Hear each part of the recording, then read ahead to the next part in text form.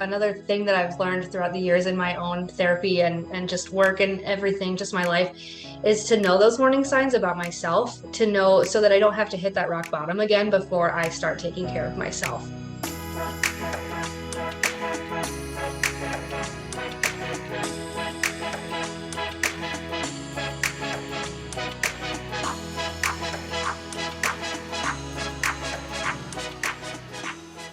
Hello, welcome back to You Need a Counselor podcast. My name is Julie Johnson. I am the president and founder of Heart and Solutions. We are a strength-based counseling agency here in Iowa. We are doing telehealth therapy and we are doing in-person therapy in each of our offices across Iowa. We're also offering some school therapy, but we do therapy for kids, adolescents, and adults. So wherever you are, wherever your family is on that spectrum, go ahead and give us a call to get set up for counseling, no matter where you are in Iowa. And I'm Chrissa. I am the vice president in charge of our behavioral health department. So we work with kids ages 4 to 18 on different behavioral skills. So in home, in school, in the office, or telehealth right now as well. We can work with them on different behavioral skills that they set, like coping skills, anger management, listening and following directions, different things like that. And this is our podcast, You Need a Counselor. So we are designed for people curious about counseling, but have barriers keeping them from experiencing the benefits of counseling. Our mission is to share stories about counseling, good, bad, and indifferent, and spread the message that everyone can benefit from mental health and behavioral health counseling services. Yeah, so we post on Sunday nights. So we ask you and invite you to create a ritual with us and listen to us on Sunday nights, 5 p.m. Central. And that gives you your entire week to contact your therapist or your counselor to get set up for the week. If you haven't seen them in a little bit, or if you realize, oh, I'm not scheduled with them yet for this week, go ahead and reach out, get scheduled for next week and the week after so that you can get in to see your counselor. We also suggest that you batch up some tasks that you don't do. Our guest today, or that you don't enjoy doing, but that you enjoy the benefit of.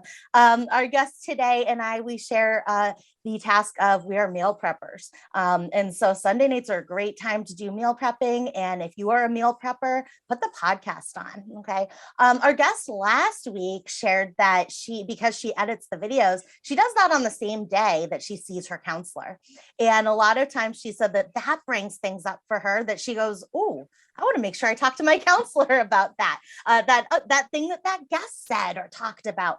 And so if it works better for you to listen the day before or the day of your counseling appointment, absolutely do that. Okay, so we are very excited today. We've got a guest who is a clinical director here at Heart and Solutions in our Grundy Center office. So if you don't know where Grundy Center is, if you've ever driven from Des Moines to Waterloo, you have driven through Grundy Center likely, and you have driven straight past my front door if you've ever made that trek. And so we're pretty central in Iowa. Grundy Center, we're a little tiny town. So Heather is the clinical director of Grundy Center, but also does supervision, clinical director work for our Mason City office as well. So welcome, Heather. Thanks for being here. Thank you. Awesome. Okay, I'm going to brag on Heather a little bit. So Heather has been in the field since 2016. She has worked with, and I've seen her work with kids, little ones from as young as 2 all the way up to any age. So I've seen Heather work with very, very skillfully with children, but also working with adults, working with families. And so Heather has had a wide variety of different experiences in this field, residential experience, now doing outpatient counseling, now supervising counselors. So just a very, very wide variety. She's worked in substance abuse. She's worked with a very, very wide variety of ages, but her main age that she enjoys the most working with is adolescents. And that might sound surprising to some people who might have adolescents in their lives.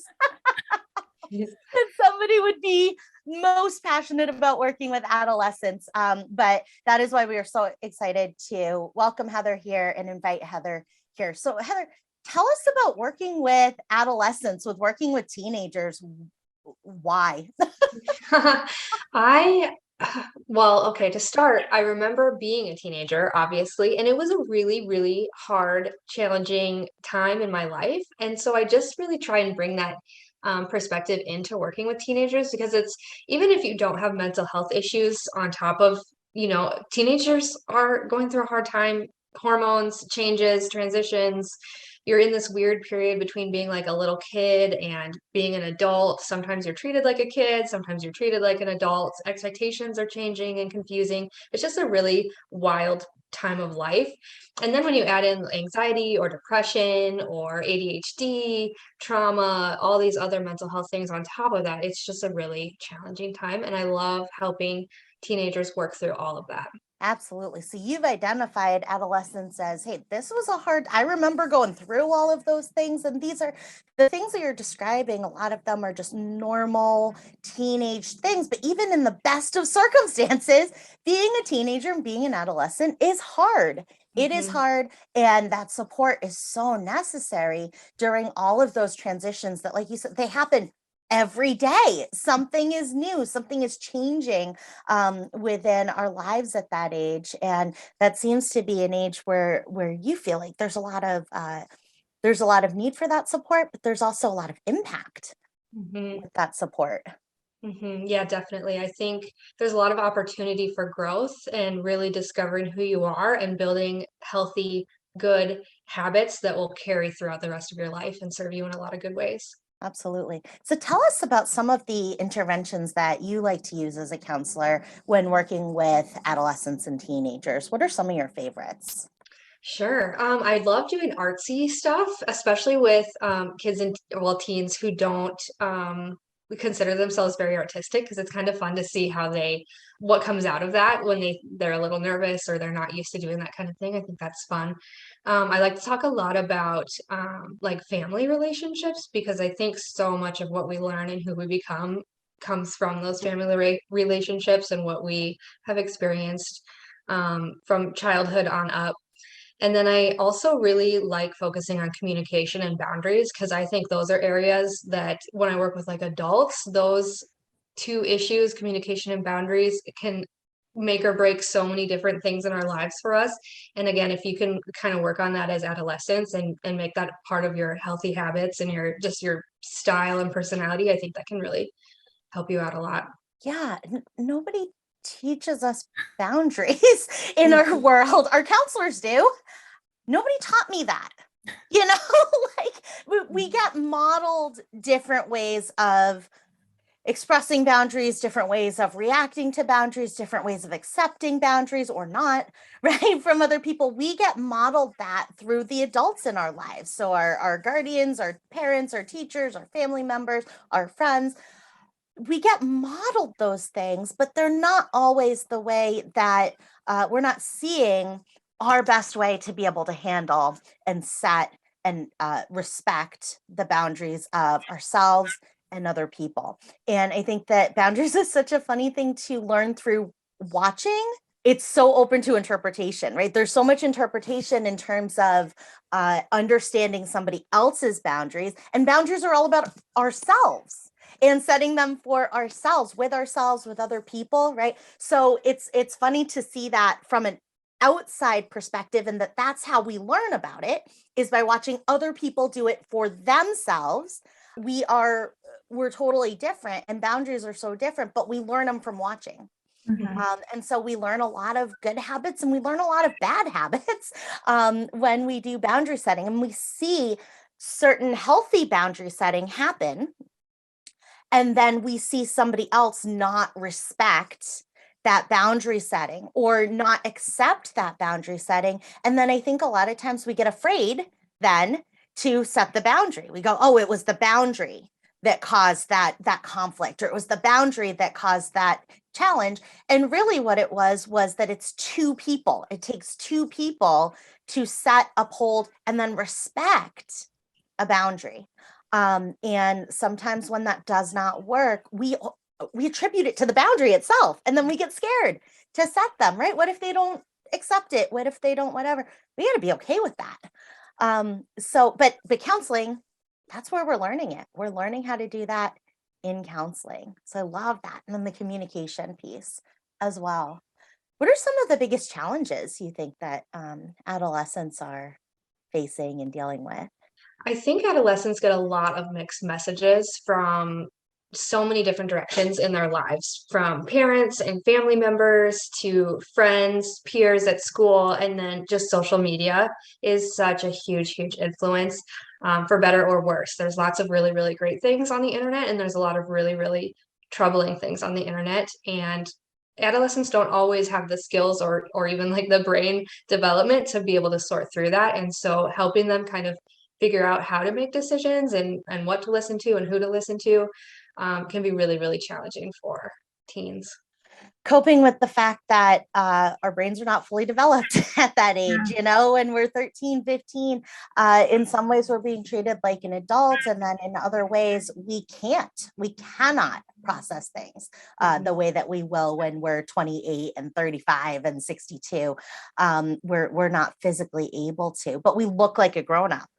And so sometimes we're expected to, even though our brains are just not fully developed. I mean, gosh, I do that to my 5-year-old. I expect her, right, to process things. And she just can't. She literally cannot. And so, yeah, I think that your understanding of this is where the adolescent brain is.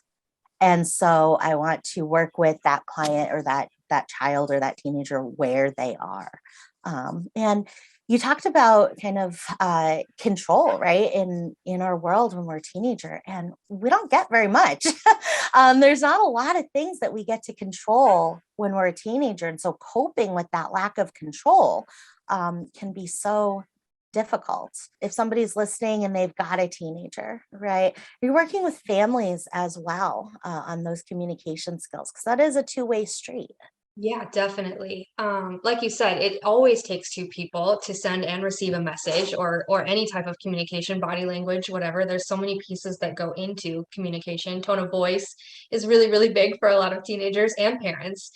So yeah, so working on respectful communication, being clear in your communication, not expecting someone to sort of read between the lines or read your mind, are all really important things to teach adolescents and their parents, because like you said, we learn the things that we learn over the years and we carry that on, and we're all just trying to do the best that we can, but sometimes what we're trying isn't quite working. So if we can figure out better, healthier, more effective ways, it can work out for the best. And in adolescence, a lot of the things that we were doing as a child that were working for us as a child aren't working for us now with our new expectations, with our new responsibilities. They're just not working anymore. And being able to identify that, right? Because we get in those habits and we go, well, I've always done it this way. That's always been my mom, and this has always been how I've interacted with her, right? And then we don't always notice, and counseling is so great for this because we don't always notice that, like, oh no, we're changing, right? I've changed. And even as an adult, we change as people. We go through these changes, we grow as people. And a counselor really does hold up that mirror to go, wait a minute, like you are not 5, right? So it's your same mom, and she maybe looks similar, but what was working for you when you're 5 maybe isn't going to work for you now that you're 15, right? And hey, I've always done this. I've always yelled at my mom until she gave me candy, right? Like, why is she getting so mad now, right? And well, because you're 15, right? Like now there's a difference in expectation, and maybe those boundaries haven't been set when you were a child, right? But now, when we're children, boundary setting is kind of one way, right? A lot of, not all of it, but a lot of it is very one way. Parents, guardians, teachers setting boundaries on kids. And then as soon as we become adolescents, there's a little more freedom, but there's also a lot more responsibility. And the rules are so much less clear. There's so much more gray area, right? When I'm talking to my daughter who's 5, it's like, don't climb on that, right? Like it's very clear if you're climbing on that or you're not climbing on that. But setting a rule like, be respectful to me, I'm your parent, be respectful to me. What does that mean? Right? That's confusing to be able to uphold that. And what I found with adolescents is there is that desire to please quite often, right? That desire to please our parents and our friends and all of these different pieces that are kind of tugging at us that you identified. But there is that desire to do it and to try to do it well. It's difficult. What would you say is one of the biggest barriers with working with adolescents? Like, are there barriers that are specific to them about getting into counseling in general? What are you finding there? So I think society is sort of changing. One barrier that we used to see a lot was like social stigma, which is definitely still there. But with social media and just sort of pop culture and things, having mental problems or difficulties and talking about them and being open about them is a lot more accepted now. So it's not quite as much of a barrier as it used to be, but it's still there. And then I think too, just adolescents are in this, like we've said a million times, this weird pull and tug between like, I'm a kid, but I'm an adult. I want responsibility. You can't tell me what to do, but please help me figure this out. Like, it's just really confusing. And so I think knowing when to ask for help and how to ask for help can be a challenge, and knowing, just sort of taking that responsibility for your own choices, because it's easy to say I'm an adult when I'm getting what I want, and be defiant when I'm not getting what I want, and say, no, you have to treat me like a kid and give me what I want. And so taking that responsibility and taking charge of your own choices is really hard and really scary for everyone, but for teenagers too, I think a lot. I would totally agree about stigma, especially because, yes, it is still out there. It's still happening, but teenagers, as a general trend, teenagers are expressing these things more openly, and are expressing these things at earlier and earlier ages and going, listen, this is how I feel.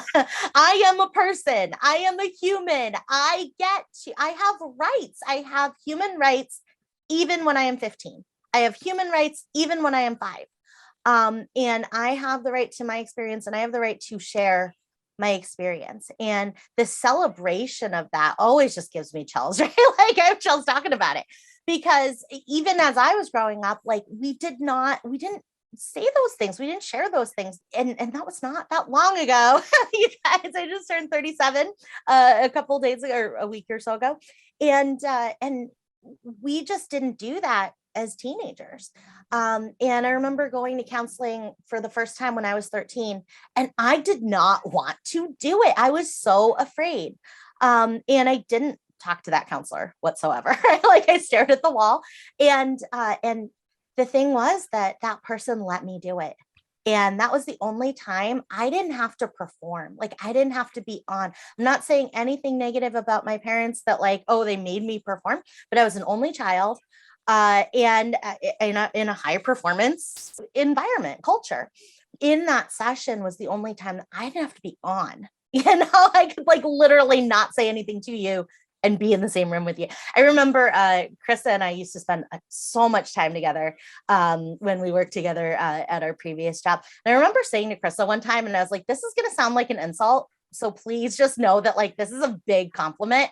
When I'm with you, I feel like I'm alone. I remember Which doesn't sound like a compliment, okay? But it is, because that, like, comfort of, like, I feel comfortable when I'm by myself, right? I also felt with Chrissa, which is rare. And so I think in that same way, I had that feeling with my counselor at that time, and that mattered so much. But like you said, that stigma was definitely there. I had to get on a bus and go down to this counseling office, right? And, like, sit in the waiting room and hope nobody else came in. It was very awkward. But I think telehealth too. Oh my gosh, would I have loved that at that time, to be able to just call, or video chat with somebody. And then also, yeah, that idea of, like, are we able to share those experiences? And are we able to do that and communicate that I need some support? I need some help. And in a culture that is so focused on individualism, we're doing this lift group, this successful aging group.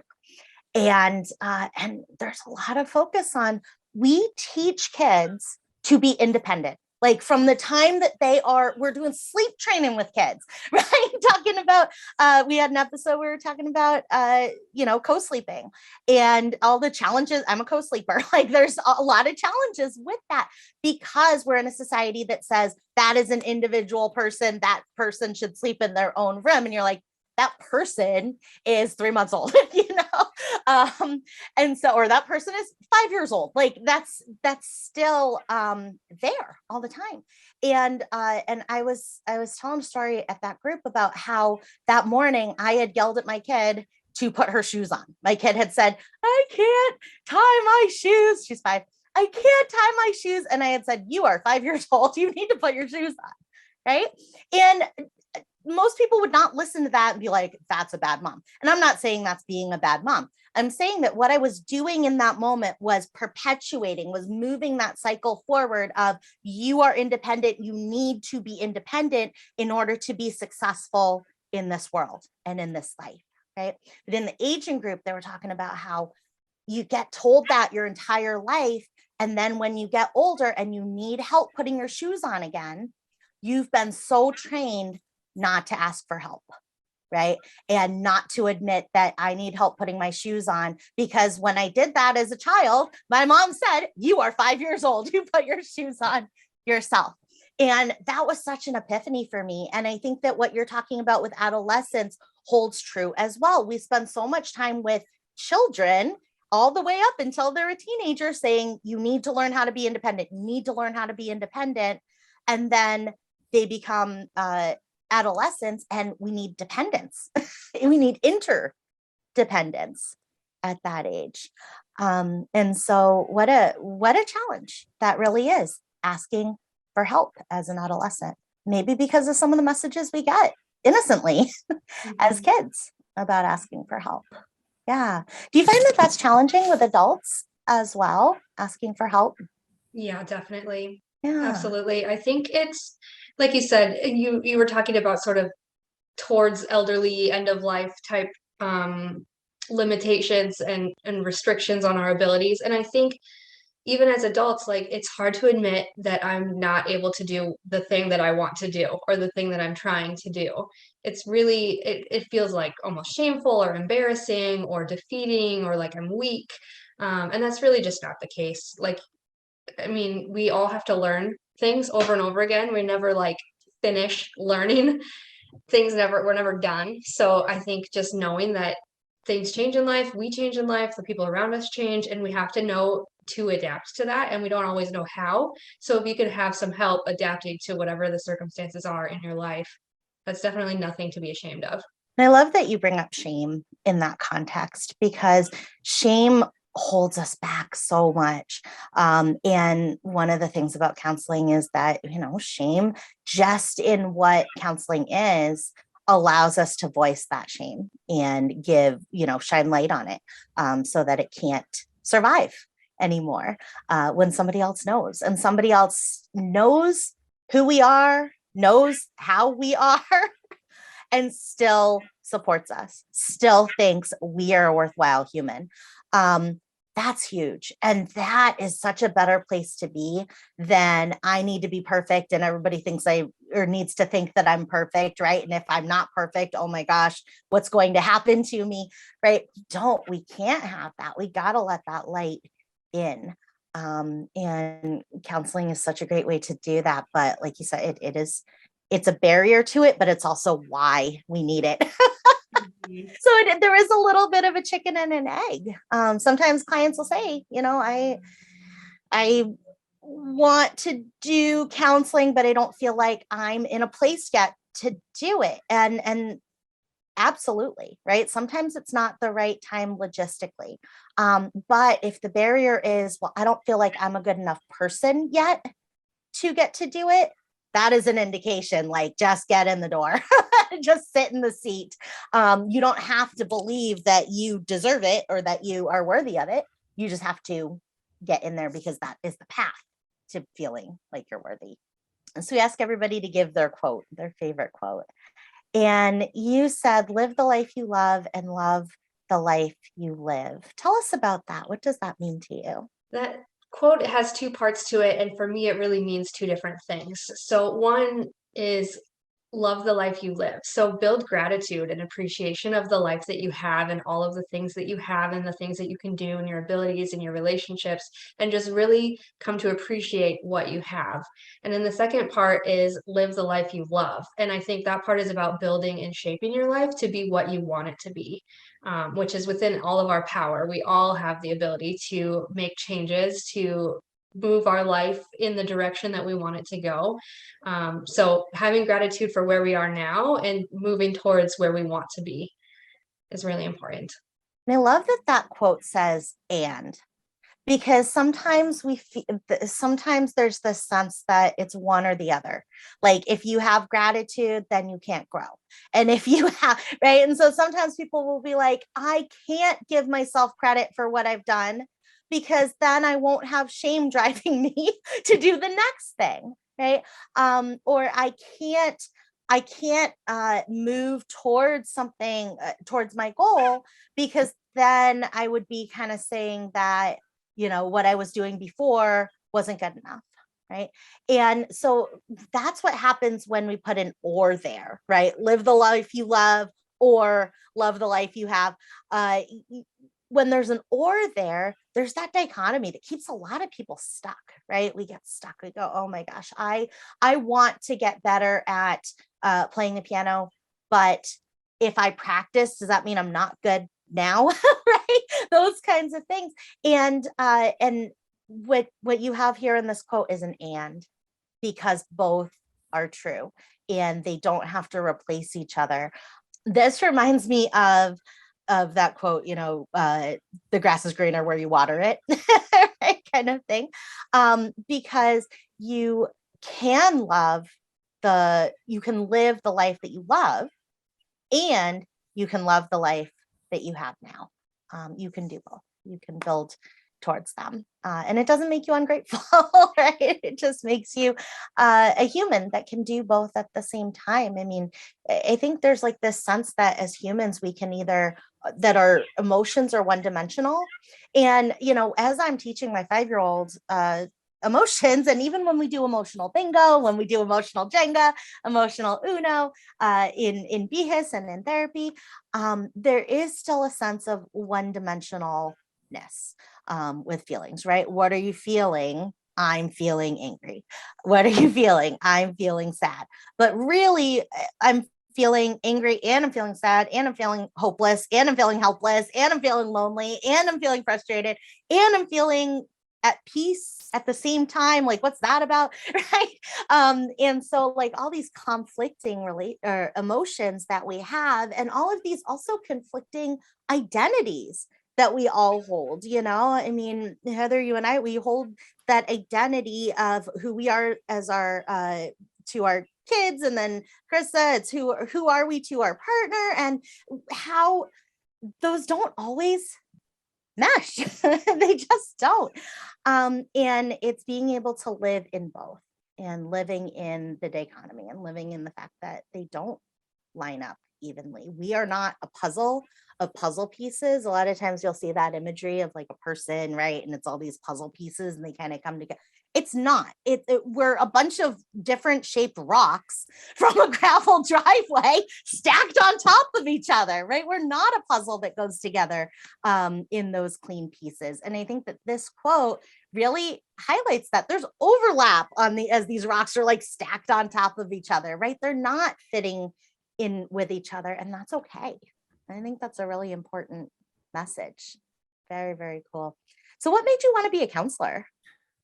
I, like most people, have, you know, trauma, a messed up family, you know, some yucky, hard things in my childhood and my background. And so I think knowing what it's like to go through hard things made me want to help other people go through hard things. And then just having my own experience with therapy when I was going through those hard things really opened my eyes to how useful and beneficial it can be to just have that person who isn't connected to me in any other way besides just being there, being non-judgmental, being like in my corner without having to give me advice or having any skin in the game or trying to direct me one way or the other. They're just listening, reflecting, helping me organize my thoughts and my feelings and help me figure it out for myself. So what age were you when you started counseling? Were you an adolescent? I was. Yep. I don't remember exactly the age, but probably 15-ish, I would say. Okay. Yeah. Yeah. And how did you get to counseling? Because for both of us, we're similar ages. You're a little younger, but we're similar ages. And at that time when we were teenagers, it was a different ball game than it is now. So what was that journey like for you coming to counseling at that age? Sure. Well, I got to a really, really low place before I think I went to my mom, and my mom had her own mental health issues, which is a whole nother ball game, a whole nother story, but she was very supportive of like mental health care. And so I finally went to her and told her that I was struggling and that I was having these problems, and she could see it too. She was seeing that I was having friend issues, I was having school issues, I wasn't happy, I was crying, I was spending time by myself too much, fighting with my siblings, fighting with my parents, just all these different areas where I was kind of spiraling out of control. So when I came to her finally, she knew, like, it wasn't a surprise for her. And so she got me connected with just like a local agency. I don't know how she knew about them exactly. I don't know if it was like a clinic that she had also gone to or if it was just kind of the nearest one, but she got me an appointment and that's how that started. Wow. So your family was noticing, your friends were noticing that things were not going well and that you were suffering. You were struggling and you were suffering at that time. And they noticed, but when you asked for help is when you received that help. Mhm. Yeah. And sometimes that's best case. Sometimes that's hard, that like I had to ask for help. Um, but at the same time, sometimes that's best case because if we're sent to counseling or we go to counseling when we don't want to do it, that can be a whole different struggle. Yeah, I think I waited way too long to ask for help. Like I said, I got to a really, really low point where I was angry, borderline suicidal, like just really, really in a rough spot before I finally asked for help. So looking back, I kind of wish that I would have reached out a lot sooner and maybe things wouldn't have gotten that bad before I did get that help.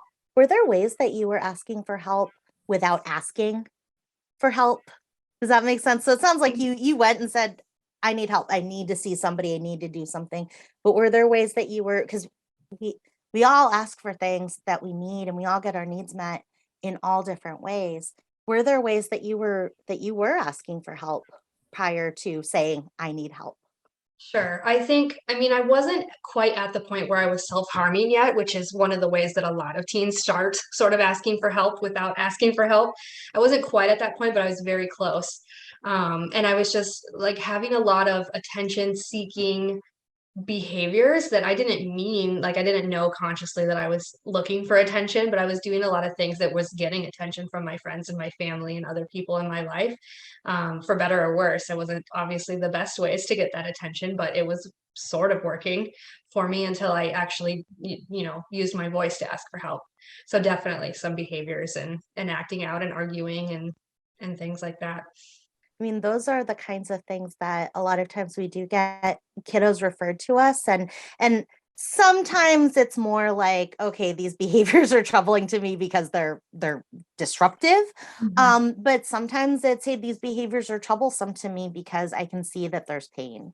I can see that there's suffering happening in somebody that I love or care about. And those are, it's that quote of the people who need love the most show it in the most unloving ways. And every time I hear that, I just love it because it's so true. And our behaviors are not, they're not who we are. Like we're just, actually, we were talking about this morning in a supervision group, right? The difference between what we do and what we are, and having those be able to come together in alignment is really what we're going for. But what we do is not always in alignment with who we are, but it's the way that we are getting our needs met. It is the way we have found because if we have as a child, it's the elephant tied to a post, right? If I'm a baby elephant and I'm tied to a post that I can't get away from when I'm a baby. When I'm a grown-up elephant, I think that I can't get away from a wooden post, right? And it's the same thing a lot of times with those behaviors. Like I tried communicating to a friend how I felt, and they were like, well, just stop. Or, or like, well, I don't care. Stop being dramatic. Whatever it is. I tried that. It didn't work. And so then I stopped doing it that way. But when I did it this way, it did work, right? Or when I shared with a teacher how that I was having a hard time in class, they said, you need to try harder. And so then I said, okay, well, I got to get out of this class somehow, right? Because I feel bad about myself when I'm in here. I'm going to do this thing. Okay, now I'm in the principal's office and I have relief, right? So I love what you're identifying about. Like you were not setting out as a teenager to harm anybody. That was not the goal. That was not the intention. It can feel that way when we're interacting with teenagers in our lives, or when we're interacting with other people that are also hurting, even other adults that are hurting. It can feel like we're being attacked. It can feel like, oh, you're doing these things to me. When the truth is, and what you're identifying, and I think what it sounds like you use quite a bit in your counseling is that, or in your counseling that you do for these teens, is that understanding of like, no, you're not doing that to me. You're doing that for you. You're doing that because you need to, because it is serving some purpose. And if that's the only way to get that purpose met, then okay. And if there are other ways to get that purpose met that also don't get you in trouble or cause rifts in relationships, then even better. Right. So I love that distancing between the identification of these are my actions and this is who I am and was, right? And they weren't in alignment. And now it seems that they are much more in alignment. But like you said, it's a constant, it's a living process of trying to get ourselves in alignment, get our behaviors to match who we are. It is a constant process. Absolutely. In adolescence, it can be a much greater divide between what our behaviors are and who we are as people, because we don't even know who we are as people a lot of the times yet, right? Like I thought I knew who I was at 15, and I'm not that person. But I thought that I was. And if you looked at my behaviors at that time, you would also think that. So I really, really like that identification of, oh, it's not the same thing at all. And that you were communicating those things in exactly the way that you knew how. Yeah, it's tough. We do what we see around us, and sometimes that's not always great. So how did you learn to change those behaviors and to ask for help in the way that started working then? I think I sort of hit like a rock bottom, and it was like a last ditch effort to get the help that I knew that I needed and I didn't know how to get before. All the things that I was trying weren't working. So I had to try something else, which I think is just sort of like the theme of all of our lives, is like do what works until it doesn't anymore and then find something else. And sometimes you need help figuring out what that something else is. Yeah. And so it does sound like when you got into counseling, I'm sure that wasn't a smooth process, right, of having those changes happen. But I mean, knowing you now, I know that those changes happened. So what was that process like for you? Was that a long process in counseling? How did that work for you? It was definitely, yeah, it's been a long process. I haven't been in counseling consistently since I was 15, but I've gone in and out of counseling as I felt like I needed it and then didn't need it anymore.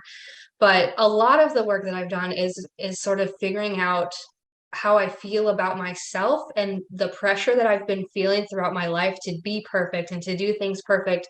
And eventually I had to come to the realization that that message wasn't coming from anyone in my life besides myself. I was putting that pressure on myself. So once I realized that, I could kind of start to let that go a little bit and accept myself for who I was and what I was doing and what I was capable of. And then once I got to that point, things were okay for a while. And then I really started to notice a lot of relationship problems in my life. I was in a really long-term, terrible, like boyfriend girlfriend relationship for way too long that I should have got out of way sooner. And then just like family relationships were sort of not where I wanted them to be, or they weren't very functional. In different areas of my life, I was just noticing a lot of relationship problems. And so that's when I really had to buckle down and focus on that communication and the boundaries, which have improved a lot, but I think there's always, always room for improvement in communication and boundaries. So that's still a work in process for me. Yeah, for me too. It's always going to be. And I think what you're identifying is that acceptance that, I'm never going to be perfect and nobody expects me to be except for myself. So if we can accept that and we can go, okay, like I am okay the way that I'm okay, you're okay, right? Like I don't have to be perfect. And that means other people don't have to be perfect. I can really relate with what you're saying. And one thing that really stood out to me was I remember really digging into this process and going, okay, when I'm judging somebody else, that's when my own stuff is kicking up, because I would judge other people the way that I thought that they were judging me, right? So I would say like, I would never do this or that, but that same message of, well, that's not the right thing to do, or that's not whatever, it would come around and then speak to myself and judge myself as I went through my day, right? And that's still a constant challenge and battle of like, okay, but the way that it kind of comes out, one of my first warning signs, right? So if we're doing a wrap, one of my first warning signs to myself that like, okay, there is some perfectionism coming in to play here, right? There is some achievement reliance coming into play here, that I need, that is when I start judging other people to myself, right? Like in my mind, I'll go, ugh. Right, what are they doing? And then I go, oh, okay, that's about me. Like that means that my own judgment of myself is creeping up, and it's just a symptom that it comes out towards other people. And understanding that about myself and my own thoughts allowed me to go, okay, now if somebody else judges me, somebody says something nasty about me behind my back, or somebody gives me a look in the store or whatever it is, to be able to understand that no, that's their own stuff. And as much as they might be judging me in that moment, that means that they are judging themselves likely a lot more than what I'm getting. What I'm getting is the side effect. It's not about me. And then I can go, oh, I know what that sucks. Like that is pain. That is so painful. And I don't wish that on anybody. And it allows me to give compassion to somebody who might be judging me or treating me badly. And I think you're identifying that beautifully here. Yeah, that makes me think of another thing that I've learned throughout the years in my own therapy and just work and everything, just my life, is to know those warning signs about myself, to know so that I don't have to hit that rock bottom again before I start taking care of myself and doing the things that I need to do. So for you, you said it's like when you start judging people. For me, yeah, it's a lot of like I feel it in my body a lot. So I get like tension, I clench my jaw, or I get backaches, or I notice that I'm not eating very healthy and I start feeling really sluggish. I don't want to do anything. I just want to lay on the couch. So I have these things I know about myself. And so when I start to notice those things, I can start to do, self-care or other steps to get that back on track so that I don't have to hit that rock bottom again. I love that. It's raising our bottom, right? So which sounds like a yoga move, but but it's not. Right, but going, okay, I know what it took last time to get me to on the path that I want to be on. I'm not going all the way down that road again before I turn around and go down this other path that I choose. I'm going to see that I'm on that path and go, okay, oh, time to turn around, right? I got to choose something different. So absolutely. So if you could give any suggestion to somebody who's on the fence about starting counseling, what might you say to that person? I think when I think about people who are unsure of counseling, I have another quote that comes to my mind, which is if you keep doing the same thing you've always done, you'll keep getting the same results you've always gotten. Mhm. So you have to like I said, do what works until it doesn't work anymore. And then you have to figure out a different way to approach your life, your problems, your situations, your relationships, or nothing's going to change. And so if you don't like how things are, it falls on you. You're the only one who has any control over yourself and your circumstances. So if you are unsure and you're wanting change, you don't like how things are, I mean, you have to take the step to try and make things different. Absolutely. I love that. And it's about responsibility and not about fault or blame. And, and I think those get confused a lot, right? Of like, well, it's not my fault I am struggling. It's not my fault I have these symptoms. And that's true. It's not. But what you're talking about isn't blame or fault. It's responsibility. It's I still have my responsibility to manage my symptoms so that I don't bleed all over the next person, right? Who crosses my path. I have the responsibility to manage those symptoms, to change my thinking if I need to, and to manage my emotions, right? So that I can be on the path that I want to be on. So I love that. Yeah, taking responsibility. It's huge. All right. So Heather, thank you so much for being here. So Heather is a clinical director in our Grundy Center office, but also in charge of our Mason City office here in Iowa as well. So if you have questions for Heather, or if you want to get in touch with Heart and Solutions for counseling services, please give us a call, 800-531-4236. I'm Heather Weaver, and I need a counselor. And like Julie mentioned at the beginning of the episode, we post every Sunday night at 5 p.m. Central. So save up your meal prepping or your laundry or whatever task so that you can listen to us on Sunday nights and get prepared to call a counselor and get set up for services that week. And if you have any questions for us or for Heather, you can message us on Facebook at You Need a Counselor Podcast, or on Instagram as well at the You Need a Counselor Podcast on there also. I'm Chrissa Hunt. And I'm Julie Johnson, and we need a counselor. And so do you. Bye. Bye.